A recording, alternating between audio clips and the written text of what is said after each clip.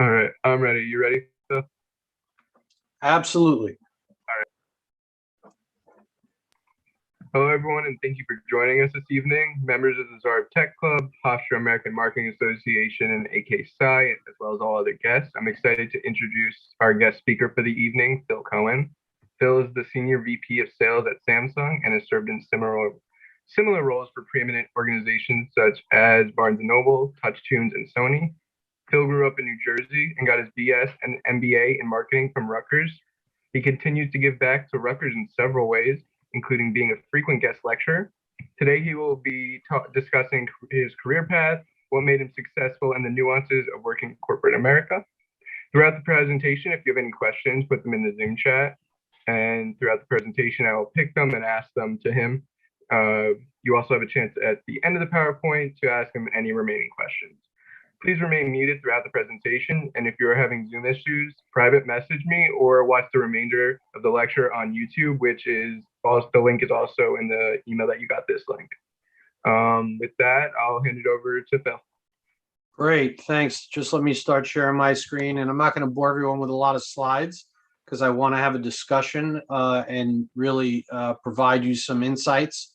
As Jacob said, I've been in the consumer electronics industry for quite a number of years and want to give you some ideas on how I got to where I am today. But before we do that, you have to know where I am today. So let me just share my screen. Can you see that yet? Yes. Okay. I see a lot of heads bobbing. Let me put it in presentation mode. If I could get there, that'd be great.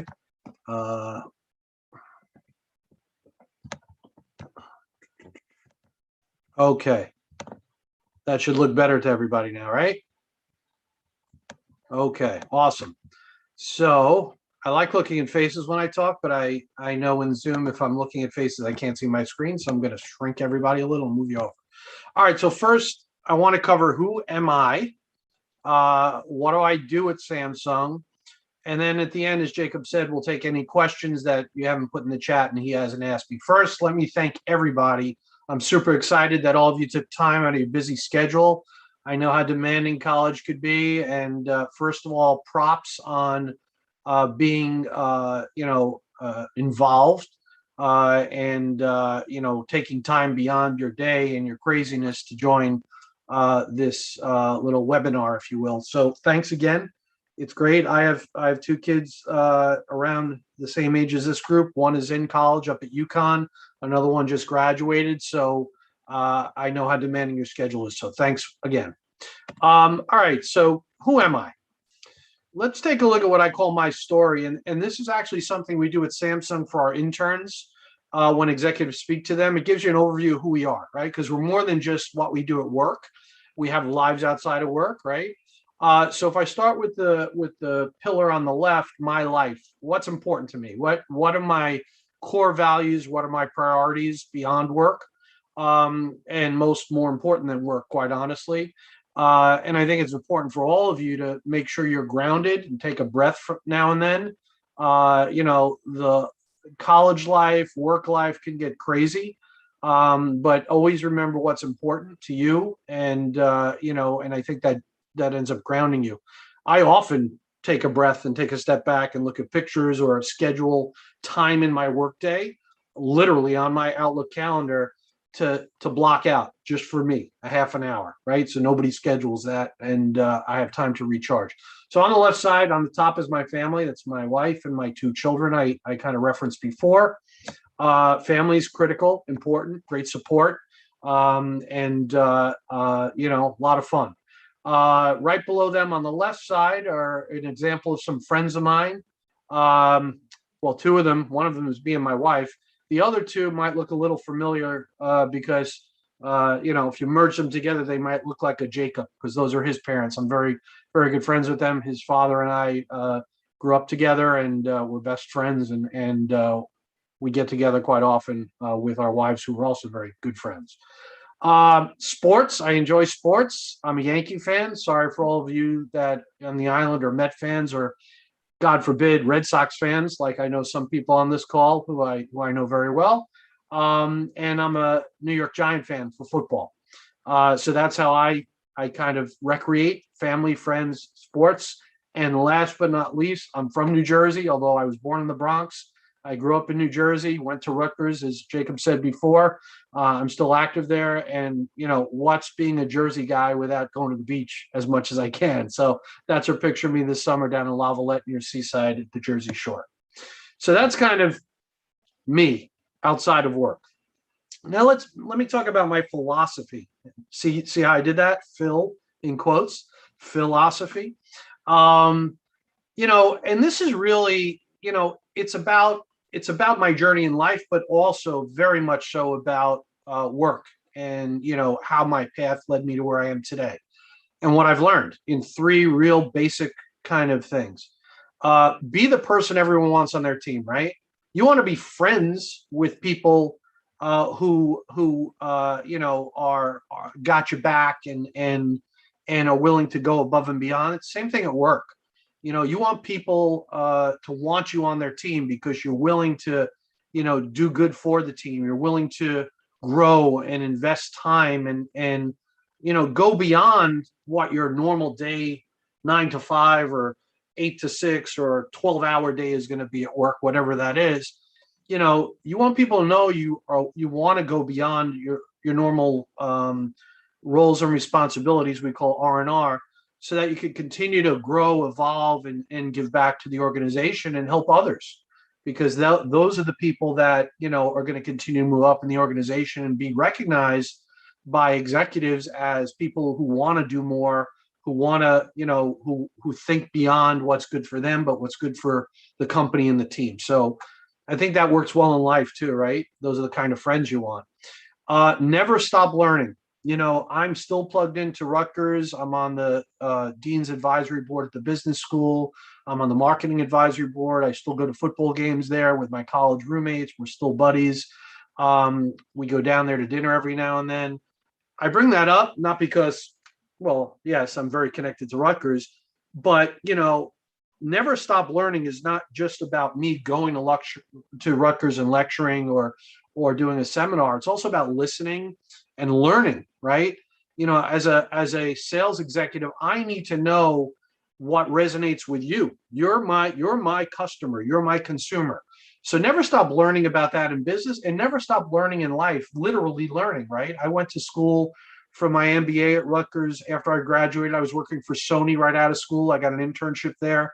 And I went to school at night for 3.5 years because I did it part-time. And my company paid for it. And that's how I was able to pay for my MBA. But I'm always learning. I'm not a big reader of fiction books. I wish I was, but I'm not. But I am a reader of books around business, self-help. I read and watch the news. I want to understand what's going on around me. I think that makes me a better, well-rounded person. And I do constantly try to learn and think differently. And I'm going to touch on these three things a little more later on to give you some other hints on how I do that. But just going to the third one, try new things. That's critical. And this is something I learned early on from an executive I worked for. If you do the same thing the same way, the same time every day, you don't experience new things. Something as simple as college, if you're going to the same coffee shop at the same time every day, you're seeing all the same people, right?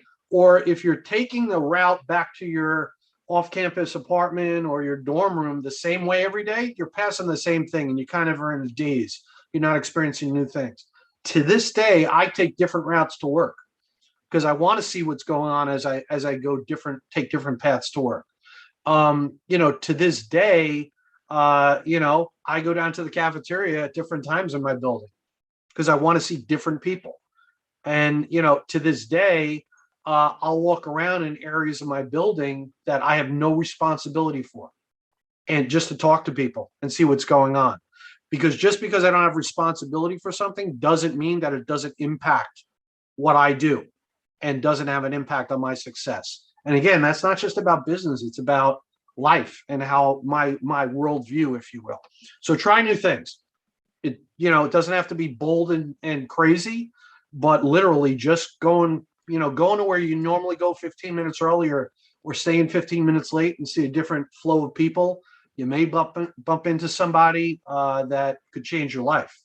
Or you may notice things on a different path to wherever you're going, a restaurant, a coffee shop, a cool antique store, record store, whatever you're into, that you wouldn't have normally noticed. So that's a little hint. My work roles. So yeah, I'm a sales vice president of Samsung. I'm a leader in that role. I'm a mentor. I love mentoring our interns, and we have a mentorship program even for full-time employees. And I'm a mentor to a bunch of mentees. I'm a collaborator in sales. You have to work across all functions.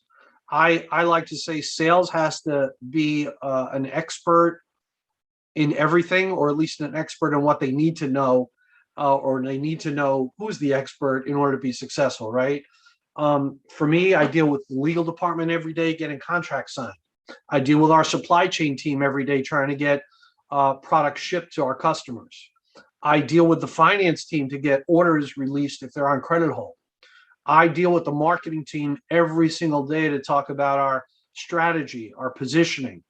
So sales is more than just, meeting with a customer, shaking hands and negotiating price. It really is about, delivering the customer what they want, when they want it, how they want it, and helping support them to sell through.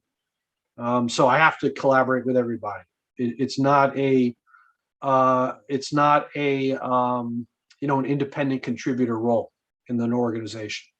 And I'm a doer. At the end of the day, sales has to deliver. We have to deliver the numbers. We have to deliver the profit. So we have to get it done. We can't just talk about it. Every day we roll up our sleeves, and every day we know how we're doing because we're measured, and reports come out to say how we're progressing. The last column is really about, back to what I said, never stop learning. When I look at 2022, next year, we're planning today. Today, I had an all-day meeting, I told Jacob, with our CEO at Samsung in US to present my sales plan for 2022. So for 6 hours, the sales and marketing team was in there together presenting what we want to do next year and which customers we're going to do it with. The last 3 weeks, we had all of our major customers into our headquarters in New Jersey to see products for next year. Don't ask me any questions on the chat about our products for next year. I can't tell you, but they're going to be cool. So look out next year. Okay. But what I want to learn in 2022, we have a very strong focus, as I think everyone should, on the importance of diversity and also sustainability, and being a good citizen in our community and in our workplace. So, I want to enhance my support for those initiatives. We have a lot of employee resource groups that are kind of clubs in our organization for LGBTQ plus, for Galaxy of Black Professionals, for veterans. And just because I may or may not fall into any of those doesn't mean I can't participate and support it as an executive and learn, right? It goes back to, I always want to learn. It makes me a better person. So I participate in there, and I want to do more. I want to learn more Korean phrases. I worked for Sony for 17 years. They're a Japanese company. I learned a lot of phrases there in 17 years. My Korean phrases are very limited. I know how to say, please turn on the air conditioning, and can I have another beer? Basically, those are the two. Oh, and thank you also. 감사합니다. But I do want to learn a lot more. There's a lot of Korean executives that come here for 3 or 4 years, and I work very closely with them. And again, never stop learning. They're teaching me. So I want to learn even more next year. And then I am terrible at golf. So I know there's this whole stereotype that, doctors and salespeople are out golfing most of the time. Doctors on Wednesday and salespeople all the time. I'm terrible at golf. I hardly ever golf because I traveled a lot in my sales role over the years. When my children were younger, I could not give up a Sunday. I didn't want to give up a Sunday and be away from my wife or my kids. So I never really became a golfer because I was on the road a lot during the week. But I do now want to take it up, and my wife and I are thinking about taking lessons because every 6 months my CEO has a golf outing for the executives, and I need to at least be able to hit the ball so it it doesn't go in the woods every time because they can't afford to buy more golf balls. So I'm going to learn some basic golf and things I have to share in 2022. I think like now my industry experience, my management techniques with people who are new managers in my company or people looking to get into management, and career counseling through the mentoring I do both at Samsung and through Rutgers and things like this with Hofstra. So that's kind of me in a nutshell. Now you know who you're talking to or listening to. Okay. So let me just throw up here a few bouncing data points, which I always like to start off a meeting with. And if you were unmiked, I'd ask you what do you think 130 plus represents? And some of you may say my age, and I'd say no, nice, but that's not true. 130 plus is how many people I have on my sales team. Okay, so I manage 130 people across the U.S. I have a sales office in Washington that calls on Amazon and Costco. I have a sales office in Minnesota that calls on Best Buy and Target. I have a sales office in Bentonville, Arkansas, calls on Walmart and Sam's Club. And then I have remote employees throughout the U.S. calling on regional players like PC Richard is a big one in Long Island and New Jersey and New York, right? But those kind of customers exist throughout the U.S. I also have a sales operation team that drives data and reporting for my organization. And then I have a sales strategy and enablement team, which helps me drive strategy for my team and also unlocks capabilities and training in things like selling online or things like creating an annual marketing plan. So it's not just selling, it's also strategy and operations. 30. That's how many years I've been in the industry. I know I look like I just got out of college, but dust off your cameras. That's not true. I've been in the business for 30 years. I'm just kidding, of course. I know I don't look like I just got out of college. And then the last thing, 27, this really, Jacob likes this one. That's how many championships the Yankees have won, because I have to throw in one of my passions there. And hopefully we'll get to 28 before I pass away, which hopefully is not too soon. Okay, so those are just some fun facts I like to throw up again, just to give you a little more insight into my world. Now, what do? I kind of touched on it a little bit, but this is my organization, so you know how I'm structured. I'm the SVP of sales. GTM is go to market, so I'm responsible for going to market with our business. In Minnesota, I talked about Best Buy and Target. We sell to them. Amazon and Costco in Washington.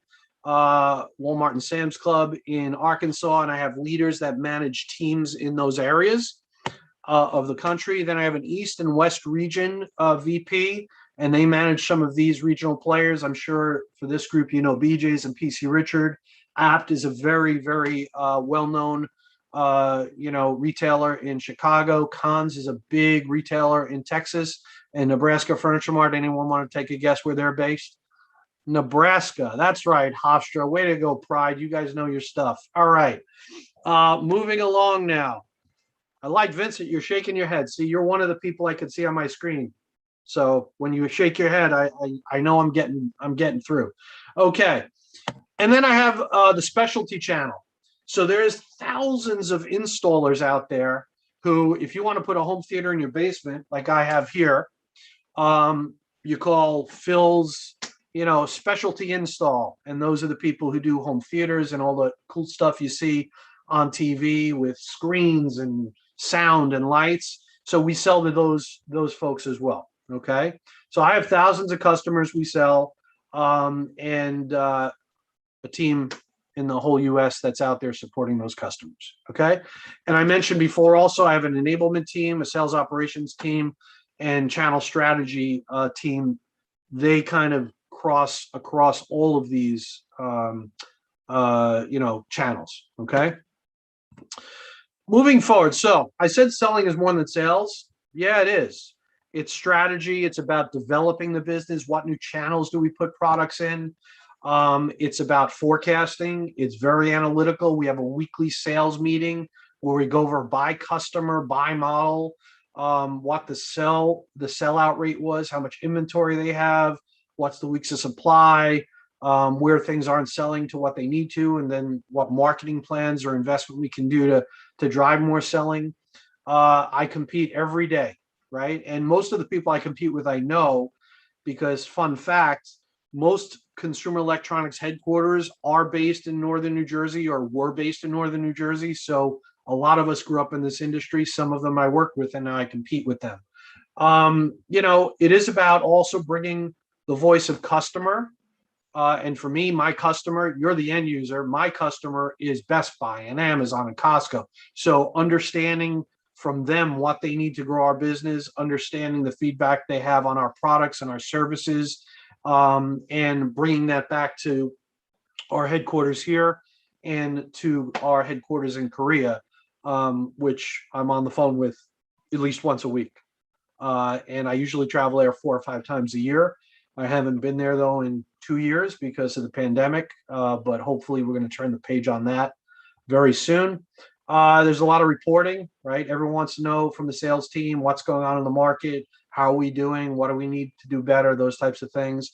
I have to be thoughtful and be respectful of our profit as well as revenue. So making sure I'm not just spending money to sell product, but spending it so that I get a return on that product. And then customer relationships are critical. Customer relationships don't necessarily get the deal done, but they create credibility and trust so that when you're collaborating with your customer, in this case, the retailer, they're not questioning your authenticity. Okay. All right.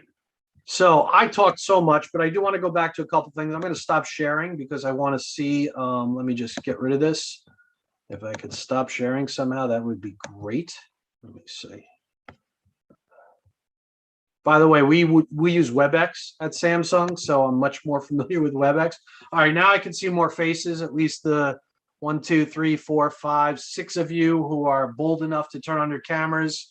7, 8. All right. Wow. It's like I'm doing a telethon and talking about how much money we're raising. This is great. So a couple of things I want to go back to. And I see there's a lot of chat stuff. So Jacob, I assume you're monitoring that because I'm trying to talk through and not look at that right now and see faces more than words.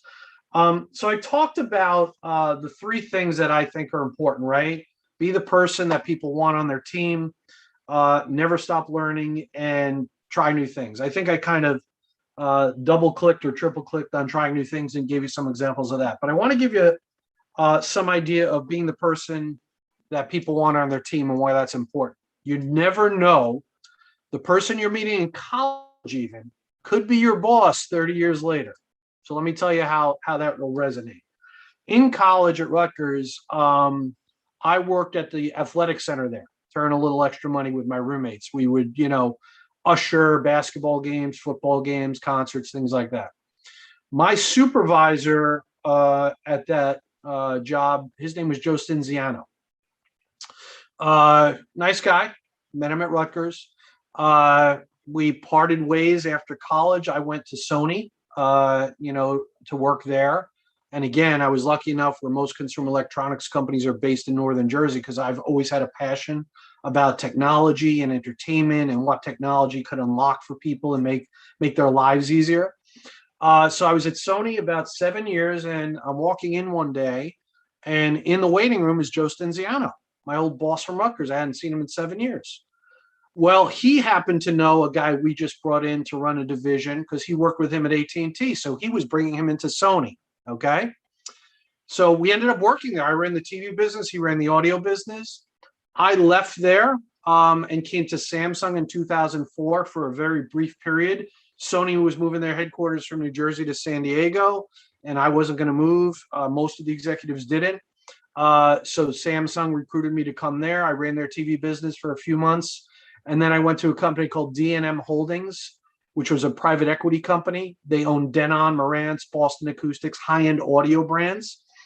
And a few years into that, we brought Joe over there. So Joe and I worked together there. Then I was recruited to go to a company called TouchTunes. Jacob mentioned TouchTunes. Anybody with a camera on know what TouchTunes is? No? Okay, TouchTunes is the largest digital jukebox manufacturer in the world. So if you go into a bar or restaurant and they have a jukebox, chances are it says TouchTunes on it. They own 70% of the market. Okay, so they have a digital app. If you play music, you don't even have to get up. You just play it through the jukebox on your digital app.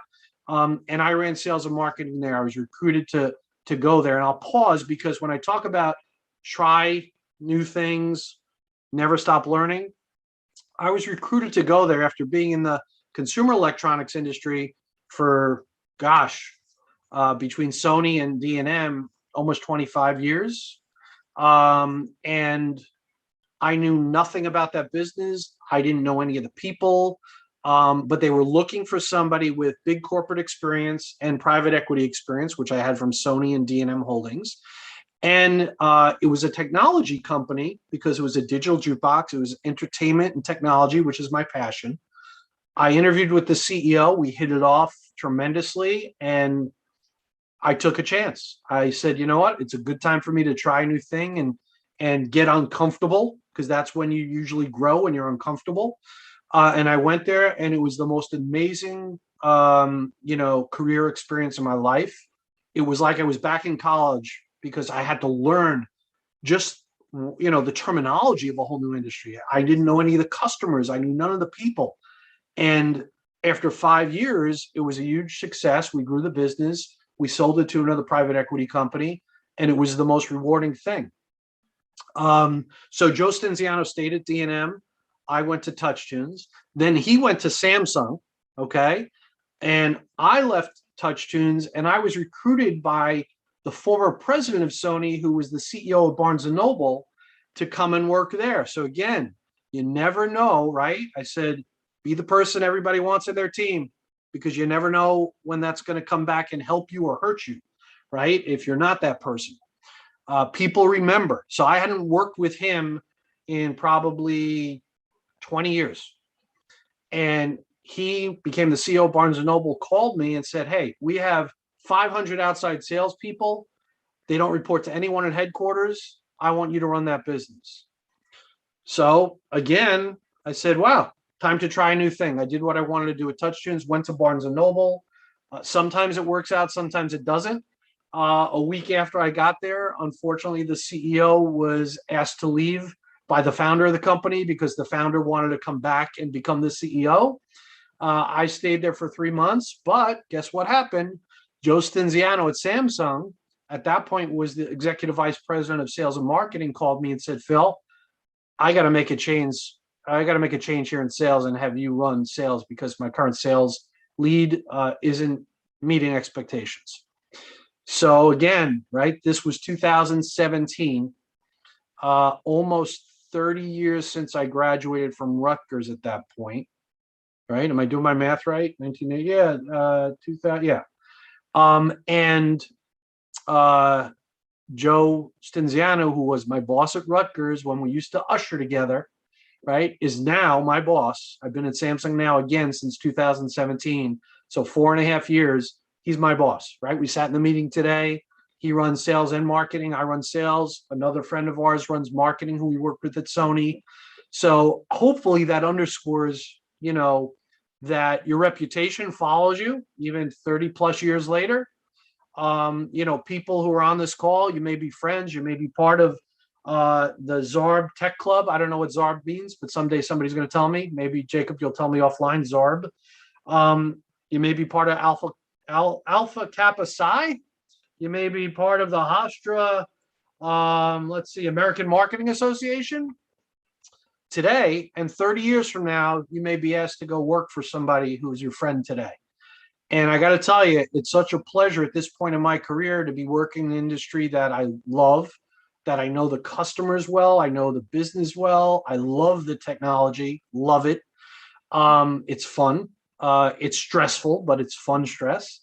And working with a few people that, have my back and we trust each other. It makes us better. Makes us better leaders, makes us better employees, and makes us better business people.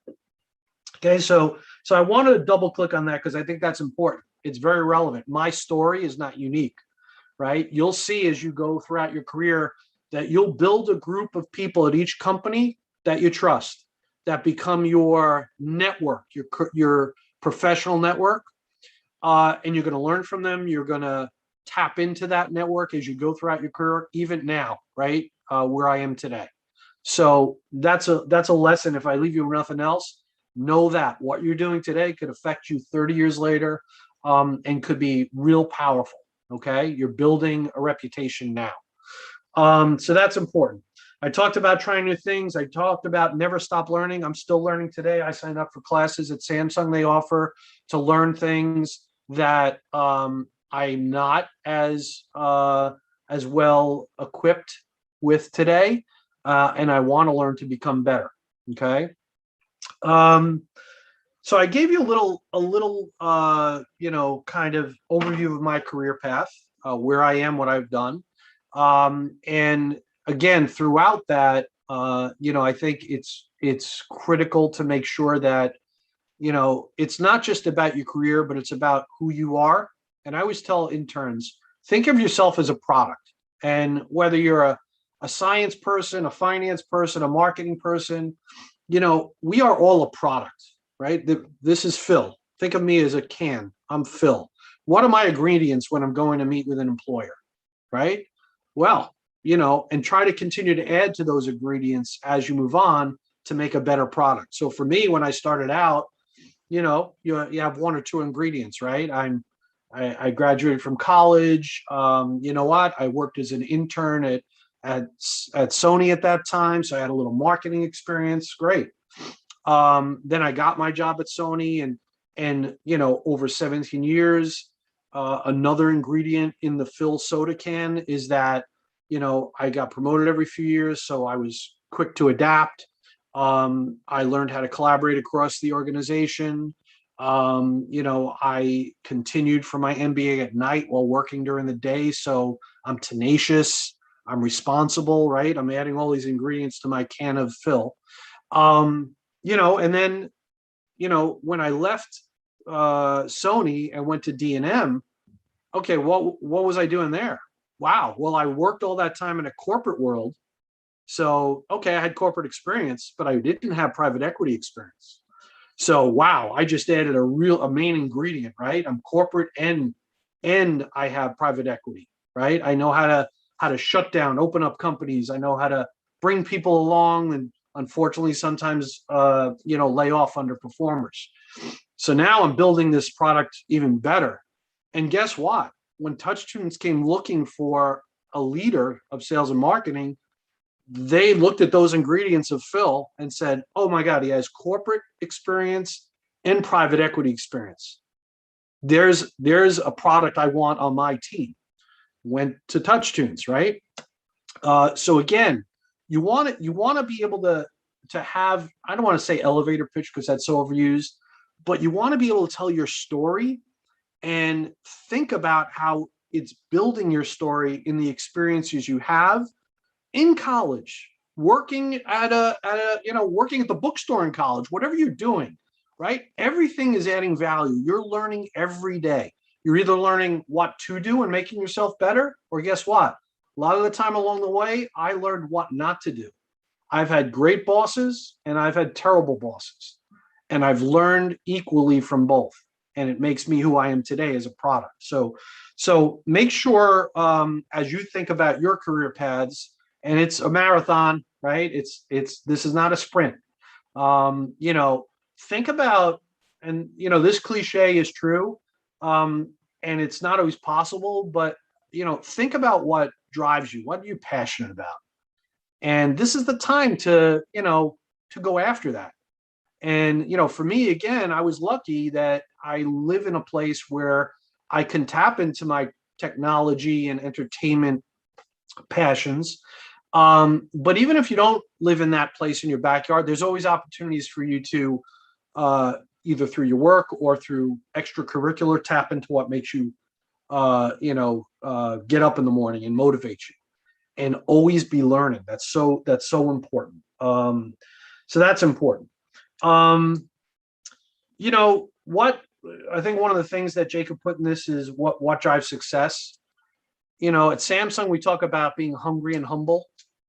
And we don't just talk about it, we live it, right? Okay, Samsung's a big company. We're pretty successful in a lot of the categories that we compete in.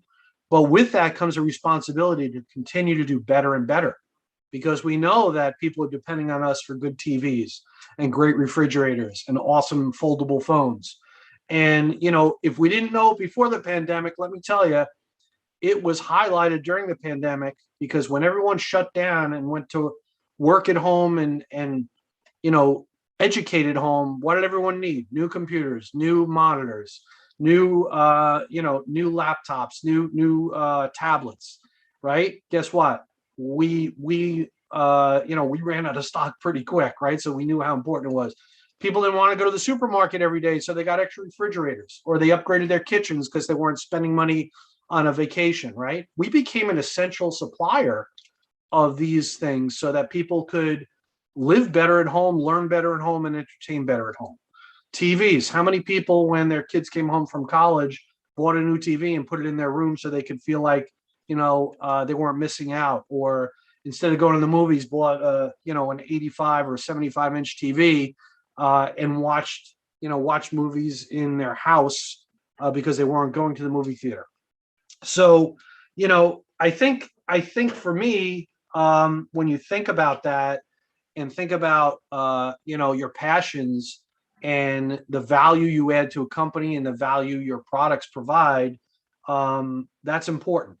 And when we're hungry and humble, we talk about humble in that way. Hungry means never be passive, never be complacent, right? If we have 100 things we want to get done this year and we do 99 of them, we'll celebrate those 99, but we'll quickly pivot to helping each other get that 100th done. That's about being hungry. And by the way, also then pivot to how do we do all 100 better next year? Okay. So always challenging ourselves to do better, always challenging ourselves to learn, always challenging ourselves to give back to the communities. I talked a little before about giving back to the community. So, I think part of the success of Samsung also, and part of why I'm successful, is because we're more than just a company that sells products and move on. We also recognize the importance of giving back to the communities in which we operate. And I think that's important to, Gen Z, Gen M, and it should be important to everybody, right?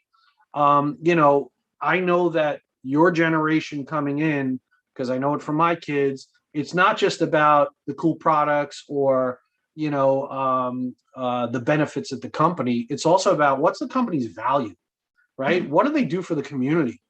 We're one of the leaders in the consumer electronics space in sustainability. Our remote controls are moving to all batteryless, right? We started that. We were the first. Our packaging has changed because of recycling. Recycling. So there's a lot of things we're doing to give back, not only on sustainability but also accessibility. A lot of our products now have special features for the hearing impaired, or for the eyesight impaired. So these are things that are very important to us, and they're important to me. So when we talk about, how do you become successful, I think it is about passion. It's about commitment. And I can only be passionate about things that I respect and that I like, right? And hopefully those two things are one and the same.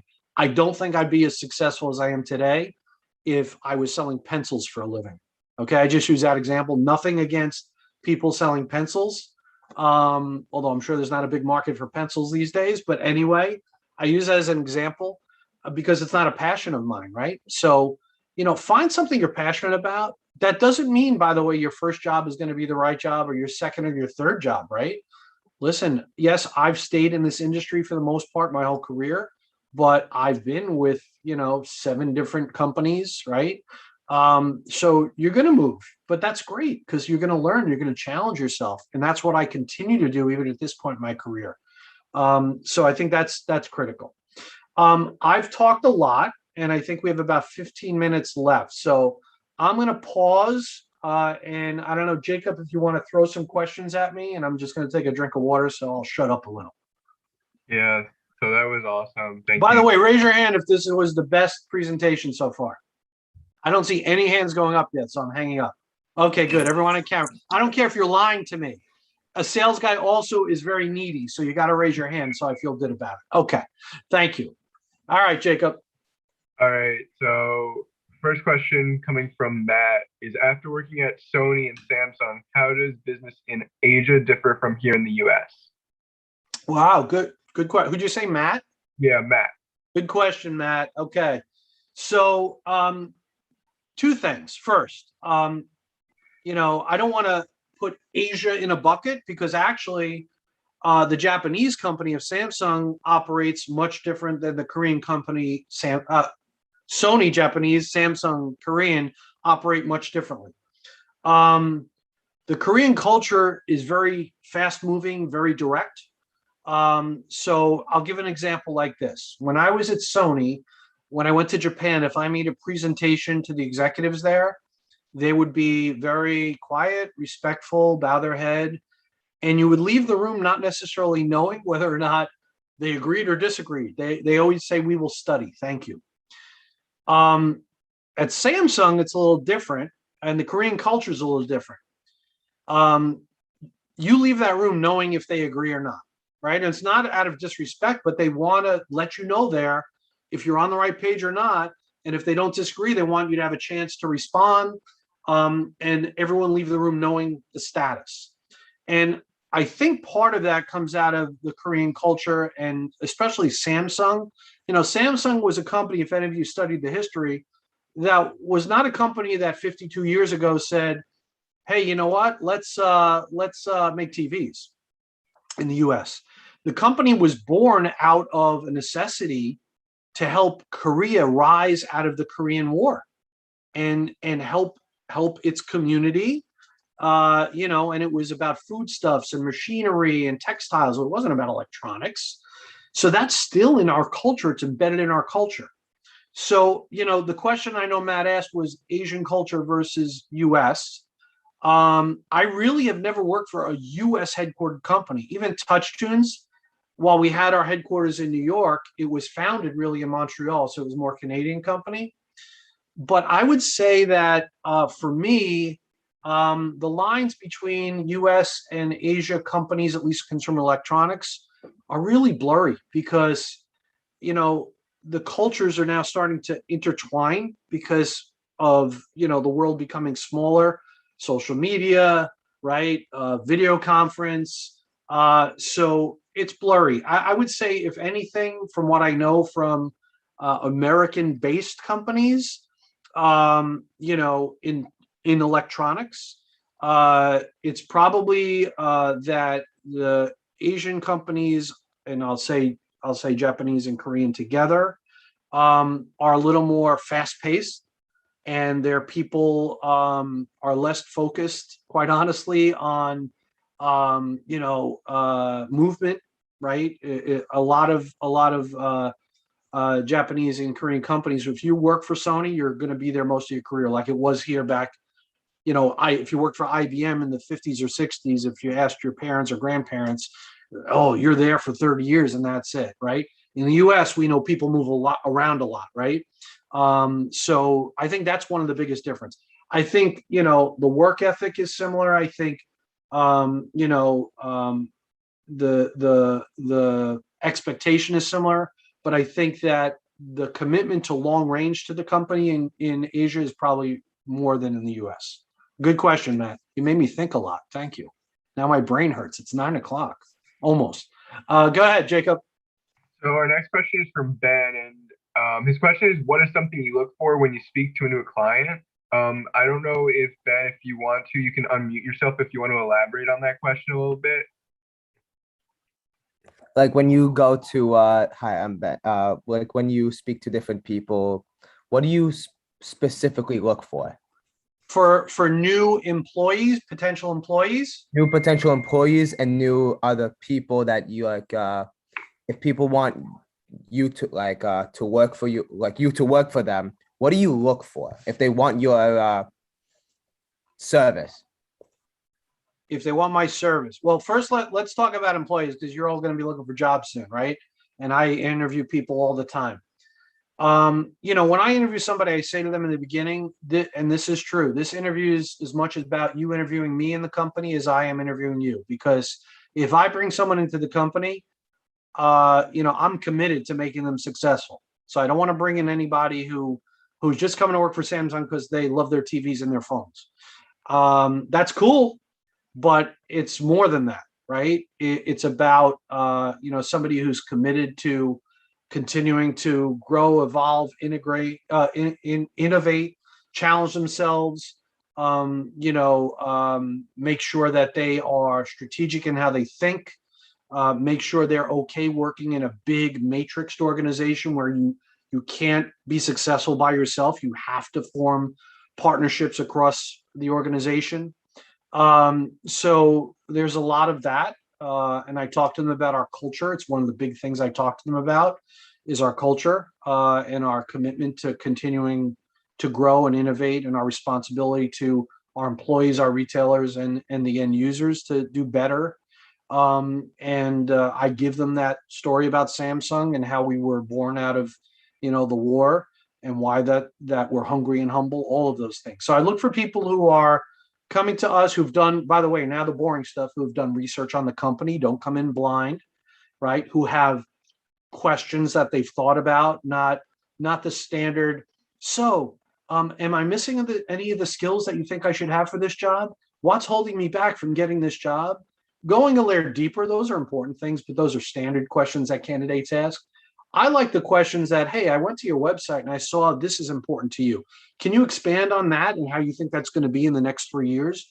Those are the people who've done the homework, who show that they're committed. And by the way, that's throughout my career. Even when I interviewed, when I went to TouchTunes and met with the CEO, I had a list of questions for him. And it wasn't a list I made up. I did research on that company.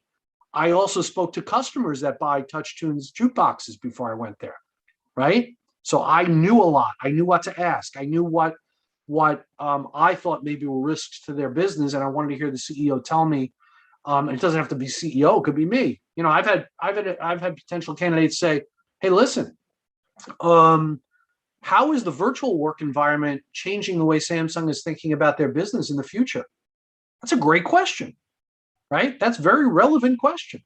So those are the things, Ben, that I look for. And as far as my services, my services are selling. So we have a customer base that are out there. People don't come to me. Well, I shouldn't say that. We do have some customers out there who we don't sell that come to me and say, hey, I want to buy your TVs, or I want to buy your phones, or I want to buy your refrigerators.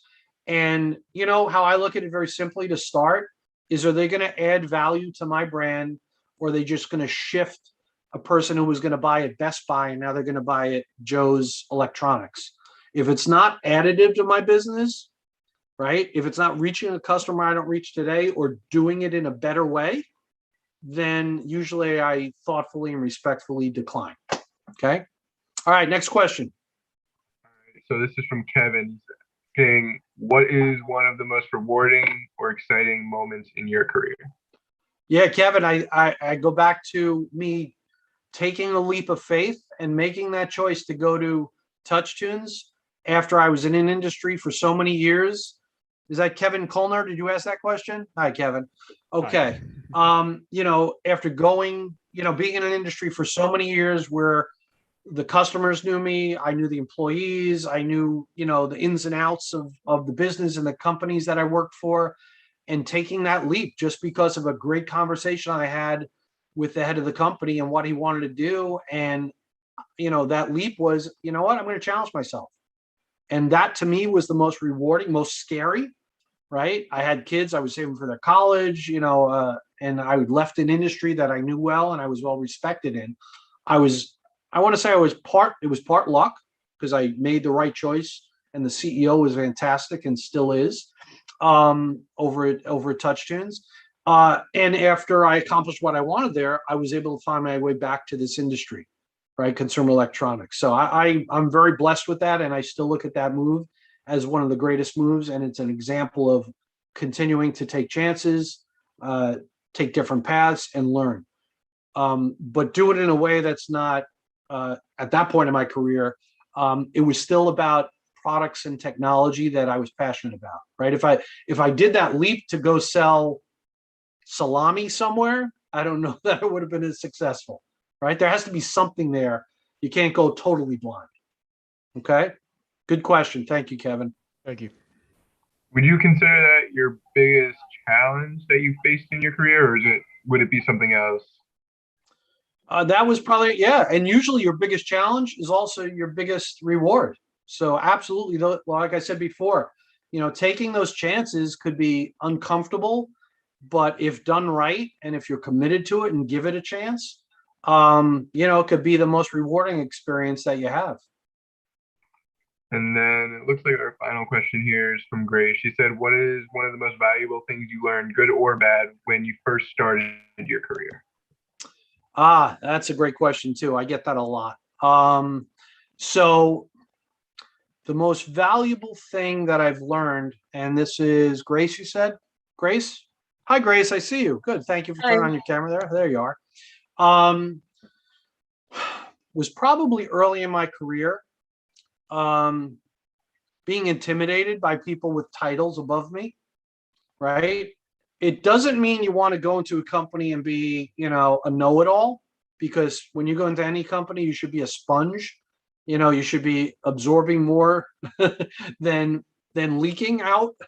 I think somebody says, Judge Judy, I love Judge Judy, right? God gave you 2 ears and 1 mouth for a reason. You should be listening 2 times more than speaking, especially earlier in your career where you're just learning.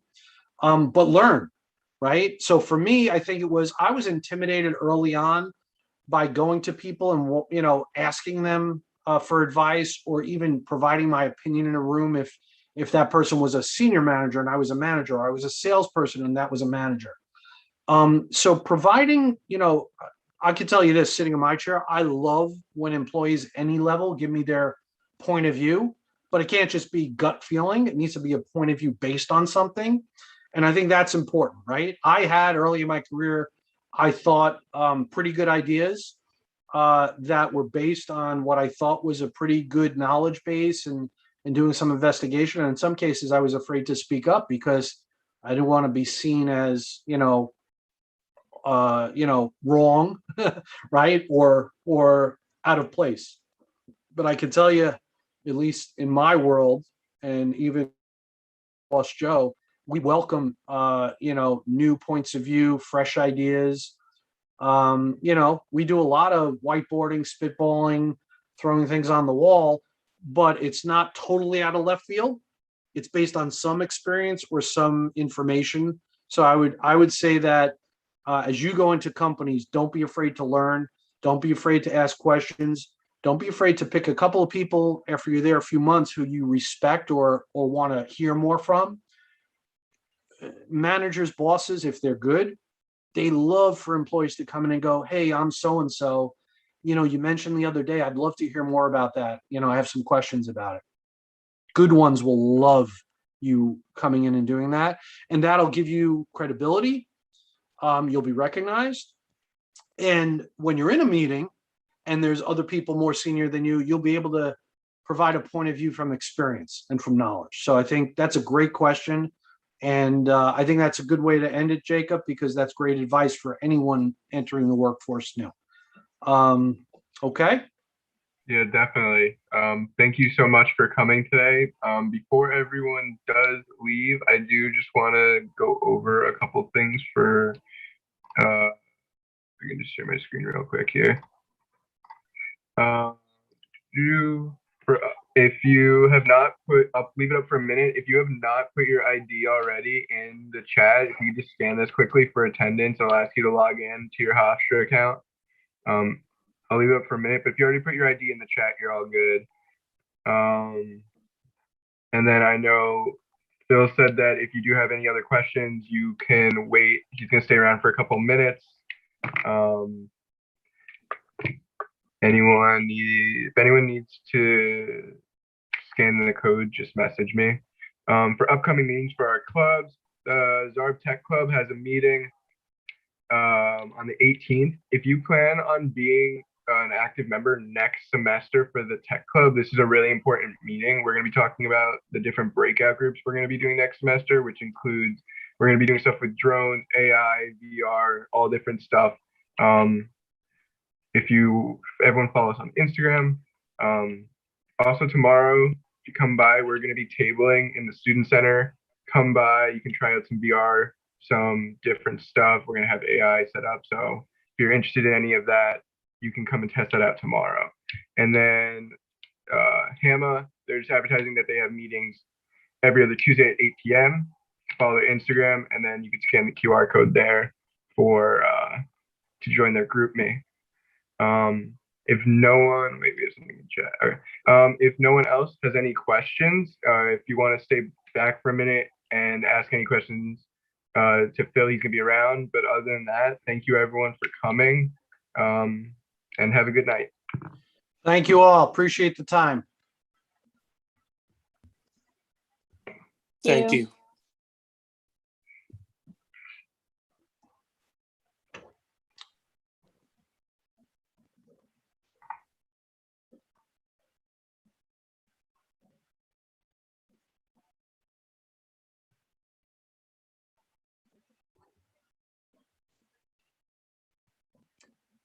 Can we take down the slide, Jacob, so I could see people if they have any more questions?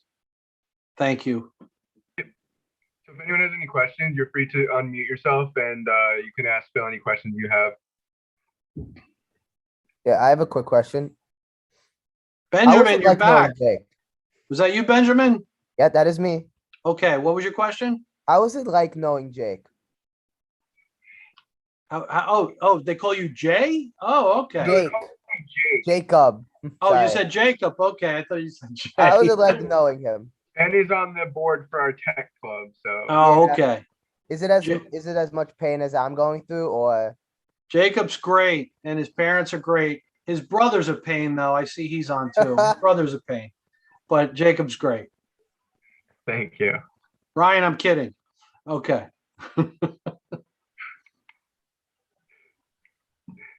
Any other questions? You stayed around for something. You know what I was surprised of? But since you stayed around, I'll offer it up to you. No one on the call asked me if they could link in with me or do we have any internships, all that kind of stuff. So for those of you that stayed on, feel free to link in with me on LinkedIn. That's a tool I never had when I was in college. I didn't talk about it, during the seminar, but what a great tool. And make sure you use it and make sure you're visible on it. It's an amazing tool that I use all the time when people apply for roles, and we search on LinkedIn for people when there are open roles too. Okay. Funny you say that. I've gotten at least 2 LinkedIn requests from people in this meeting during this meeting. For you to link in with you? Yeah. See, there you go. Look at you. Now, what does ZARB mean? Is that a person's name? That's the name of our business school. It's the ZARB Business School. So our club it's the Business School Tech Club. Got it. Okay, ZARB. Yeah. Anyone else got any questions? Okay. Vincent, did you put your hand up? When I saw you were like live streaming to YouTube, is it gonna be staying on YouTube, like so I can view it later? Because I was also busy, so I like kept on going back and forth. So there were things I didn't get. I gotta check. I think it should be. I think we should have it on YouTube. If it's not, just ask me for it and I'll send you it. I can get you it though. All right. Anyone else? Ryan, do you have any questions? Oh, Ryan Stoltz, put your camera on. I want to see you. Yeah, Ryan, you have to put your camera on. He's definitely in bed. Ryan. There he is. Hey, Ryan, what's up? How you doing? All right. I hope you caught my comment about the Red Sox earlier. I know, I love that. My dad is here saying hi to you as well. I don't know him. He's too old to be on this call with us. All right. Well, listen, if there's no other questions, thanks again for staying around. Sorry, one last All right. Oh, Vincent's back again. Hey, so the examples you were giving before with internships and stuff, do you have any? Yeah, so you could go to the Samsung site, and we list our internship programs there or job openings. So feel free to go there and apply. Okay. What kind of internships do you offer, or it's like too many to tell right now? Yeah, it's too many, and we have a whole human resource division that manages that. So you'd have to go online and look there. Say that Okay. again? You'd have to go online and look at the Samsung site. Ah. Okay, thanks. Bianca, did you have a question? I'm sorry. No, I'm just nosy. I'm like a PR major, but good advice is good advice. So I thought No, I'd that's stick great. around. Listen, PR is you. I met with our head of PR today about a few things. So especially when we talk about sustainability and accessibility and what we're doing to get that message out. So no, absolutely great luck, great career if that's what you're going to do, and good luck. You know, you're in the right area of the country for PR. Yeah, thank you. Good. All right. Well, listen, all the best to all of you. Go Pride. Woo! Unless you're playing Rutgers, then no. All right. All right. Take care, everybody. Thank you, Phil. Thank you, Got Phil. it. Bye-bye. Thank you. Bye. Did he leave already? He left, but thanks, guys. I'm gonna end this Bye. email. Thanks everyone for coming. Oh, when's our next meeting? Next meeting is, I believe I just had it up. It was the 18th, I believe. Let me just double check. Yep, it's the 18th. Very important meeting if you want to be. We're gonna be discussing everything we're doing next year, including breakout groups, because we're gonna make smaller groups. Like we're gonna have like a drone breakout group, so you can learn more specifically about what you're interested in. Nice. All right. Good. Are you gonna like send out an email or something in the group chat? Yeah, it'll all be there. Can you do that? All right. Thank Yep. you. Yep. Bye. Bye. Guess that means that Zach just wasn't active, huh?